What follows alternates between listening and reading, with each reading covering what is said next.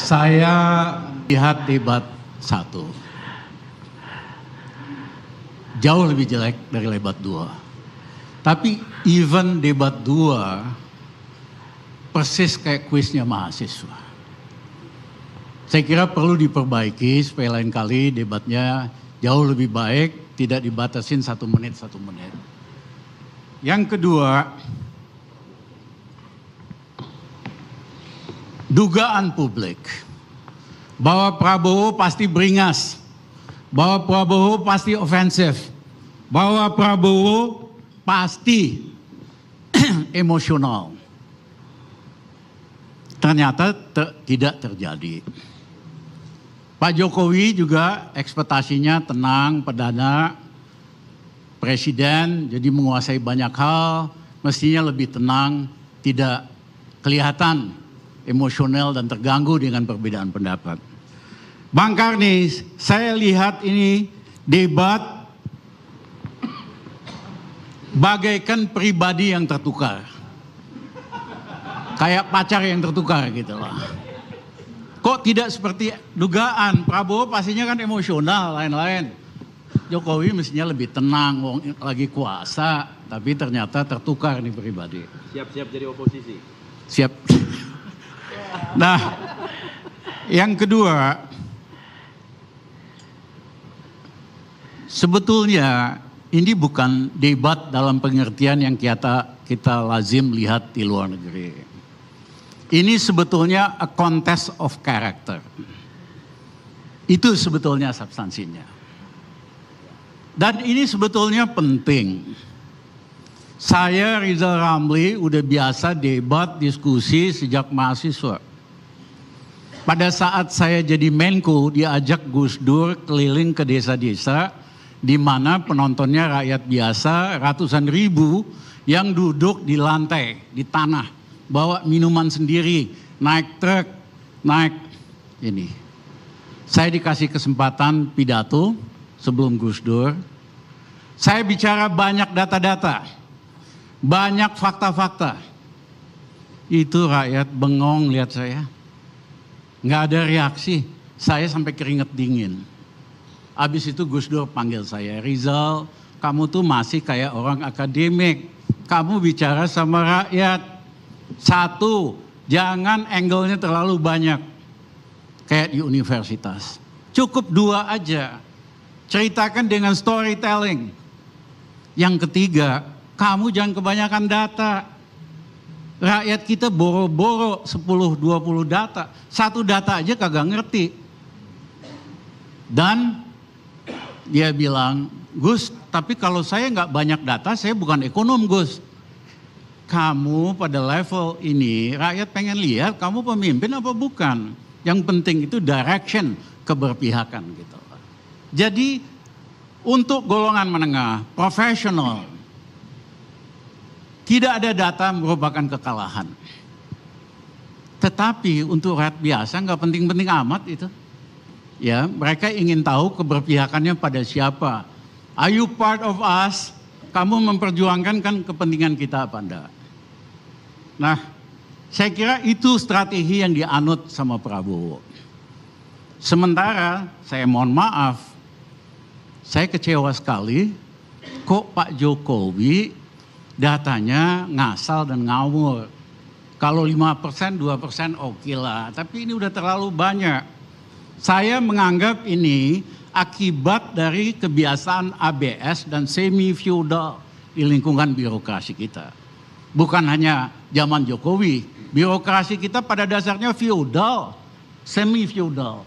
Pada dasarnya itu ABS, saya sering sekali waktu jadi pejabat tanya gimana situasi, beres Pak, nggak ada masalah. Pasti nggak beres, karena rakyat banyak ngeluh, banyak komplain. Pejabat kalau ditanya ada masalah, kagak ada masalah, beres gitu loh. Jadi saya harusnya Pak Jokowi bisa kasih data yang pas, yang bagus. Ini kok ngasal, ya kan? Mungkin karena lingkungannya doyan banget nuduh hoak, jadi kayak kena karma, apa kena karma nih gitu loh. Iya kan? Pertanyaannya jadi siapa yang raja hoak? Kalau betul Ratna Sarumpait raja hoak, Ratu hoak, siapa rajanya gitu loh. Jadi timbul pertanyaan tentang hal-hal ini. Nah tapi saya mau ke soal konten. Soal infrastruktur, kita harus apresiasi Pak Jokowi memang all out soal infrastruktur. Dan itu harus diapresiasi. Bahwa ada pertanyaan tentang planningnya benar apa tidak, biayanya kelebihan apa enggak, saya kira bisa diperdebatkan. Nah dari segi yang lain, Prabowo pertanyaannya juga masuk akal. Ini infrastruktur untuk rakyat atau rakyat untuk infrastruktur? Sebagai contoh, jalan tol ternyata rugi sekitar menurut Menteri PU per hari itu rugi 390 miliar per tahun. 1 miliar per hari. Loh, kalau Pak Jokowi katakan bahwa perlu adjustment, dan itu wajar argumennya, bahwa memang nggak segera kok orang pindah ke tol baru. Tapi kalau ngomong bahwa perlu 10 tahun, 20 tahun, bayangkan aja 10 tahun kali 360 hari kali 1 miliar rakyat yang harus subsidi. Sama juga dengan LRT di Palembang, subsidinya 9 miliar per bulan. Kalau masih nunggu 10 bulan, 10 tahun, bayangin subsidi. Jadi bukan infrastruktur untuk rakyat, betul-betul ini rakyat untuk infrastruktur. Kenapa ini bisa terjadi? Planningnya nggak jalan, fungsi planning nggak jalan, ya kembali karena ABS. Kalau presiden perintahkan bangun ini, harus jadi. Saya kan ngalamin, ya proyek 35.000 megawatt, harus gini, nggak mungkin nggak bisa. Saya orangnya kan sama data kita cek macam-macam, ini nggak mungkin, ini cuma 17.000 megawatt. Kalau lebih dari itu nanti PLN harus subsidi, karena listrik itu nggak kepake tetap harus bayar 72%-nya. Nah kami jelaskan kerugian yang bakal terjadi. Teman-teman kan tahu bahwa saya dimaki-maki, Rizal Ramli, macam-macam, tapi kan kejadian semua apa ramalan kami. Termasuk juga soal pembelian pesawat yang jor-joran, yang ada KKN-nya, kebukti semua apa yang kami katakan. Nah, jadi kenapa bisa terjadi? Karena planning nggak jalan. Kenapa planning nggak jalan? Karena hari ini planning function sengaja dihapuskan oleh undang-undang tahun 2003 oleh Bank Dunia yang memberikan kewenangan planning kepada Departemen Keuangan. Harusnya fungsi planning itu harus dikembalikan ke Bappenas, terutama yang long term, karena hari ini Bappenas hanya ngurusin planning untuk kabupaten dan wilayah, harusnya untuk nasional. Negara kita adalah mix ekonomi, di mana planning function itu harus ada. Itulah kenapa Malaysia maju, kenapa sebagian Eropa maju, Cina maju, karena planning function. Itu dia gabungkan ke fungsi Departemen Keuangan. Nanti harus kita pisahkan ini planning function kembali ke Bappenas. Nah yang kedua soal ketahanan pangan. Saya mohon maaf, Pak Jokowi memang gagal kok dalam ketahanan pangan. Kenapa bisa gagal? Kalau non-performance itu wajar. Misalnya ingin capai segini nggak capai. Tapi saya berjalan ke sana, ke arah Haris. Bahwa saya berhenti di tengah itu non-performance. Saya tidak mencapai karena banyak hal. Tapi yang terjadi kan saya berjalan ke sebelah sana. Sebaliknya dengan strategi import ugal-ugalan, strategi kebijakan import, dan pemilihan personal yang maunya ke sana bukan maunya ke arah hari. Jadi harus dibedakan, prestasi tidak tercapai karena non-performance, tapi ada niat ke arah sana, dengan prestasi tidak bisa dicapai karena berbalik arah gitu. Nah, saya sebetulnya menunggu-nunggu buat Pak Jokowi minta maaf. Maaf, memang strategi import pangan ini tidak tercapai. saya akan mengubah karena saya masih ingin kembali ke Trisakti, ingin capai kedaulatan pangan, saya akan ubah. Itu jauh lebih sportif, jauh lebih simpatik daripada seolah-olah nggak ada masalah. Ini ada masalah strategi, kebijakan, dan personalia yang tidak konsisten. Yang lain adalah soal reformasi agraria. Saya apresiasi Pak Jokowi membagikan sertifikat tanah. Itu memberikan legalisasi terhadap tanah yang sudah dimiliki rakyat. Banyak manfaatnya secara finansial dan ekonomis. Membagikan hak pakai kehutanan sosial, bagus. Tapi itu bukan reformasi agraria. Reformasi agraria adalah membagi tanah untuk rakyat. Nah, saya juga kaget lihat Pak Prabowo, pandangannya ini semua harus negara. Itu pandangan terlalu progresif. Kami ingin seperti Mahathir. Mahathir bagi tanah 5 hektar kepada siapapun orang Malaysia yang mau pindah dari barat ke timur. Habis itu disuruh nanam sawit, karet, coklat, dan dikasih kredit cost of living. 5 tahun ternyata Malaysia ini makmur. Banyak yang pindah. Nah, males orang Malaysia, dia cuma jadi mau tuan kebon. Dia panggillah 3 juta orang Indonesia, terutama NU Nadihin, buat kerja di Malaysia. Tanah kita 8-10 kali lebih luas daripada Malaysia. Kita harus berani kasih tanah 7 hektar untuk setiap orang Indonesia yang mau pindah. Kita beri kredit cost of living. 5 tahun mereka akan jadi sangat kaya raya. Nanti orang Indonesia juga malas kayak orang Malaysia. Kita ajak orang Bangladesh buat kerja di kebun-kebun kita. Soal lingkungan hidup, saya kira ada angle yang menarik di situ. Pertama, Prabowo tanyakan, kenapa digabungkan Kementerian Lingkungan Hidup dan Kehutanan? Karena wishy-washy, ya. Di seluruh dunia, Kementerian Lingkungan Hidup beda dengan kementerian yang lainnya. Karena itu interdepartemental, dia mengawasin kerusakan lingkungan, melakukan enforcement dan lain-lain. Dengan penggabungan ini, berbagai pelanggaran dalam soal reklamasi, dalam soal tanah dan lain-lain, termasuk di dalam soal Freeport, itu malah ditutup-tutupi oleh kementerian gabungan ini. Sederhana, kontrak karya Freeport yang diperpanjang itu menghapuskan kewajiban Freeport untuk bayar ganti rugi kerugian sebesar 185 triliun. Ini bisa dipersoalkan oleh rejim yang akan datang. Poin saya adalah kita harus pisahkan kembali Departemen Lingkungan Hidup supaya ada enforcer yang betul-betul menjalankan fungsi pengawasan, monitoring, dan enforcement di dalam soal lingkungan hidup. Di dalam soal energi, saya harus apresiasi bahwa Pak Jokowi melakukan banyak hal untuk terjadi transformasi dari energi fosil ke energi alternatif. Misalnya solar, misalnya macam-macam dan lain-lain.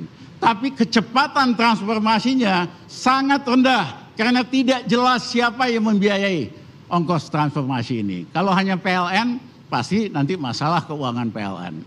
Nah, ada satu poin yang Prabowo nyatakan pada kesempatan itu, bahwa dia akan turunkan tarif listrik. Seperti kawan-kawan ketahui, kalau rakyat yang pakai listrik 450 VA itu sudah pasti miskin. Memang mereka tidak ada di daftar kemiskinan. Demikian juga 900, mereka itu nyaris miskin. Jadi ketika ini, waktu saya di kabinet saya lawan supaya nggak dinaikin ini dan setuju. Seminggu setelah saya dipecat, langsung dinaikin. Akibatnya apa? Daya beli golongan menengah betul-betul terkuras. Dan Prabowo janji akan mengembalikan di bawah 900 VA akan disubsidi.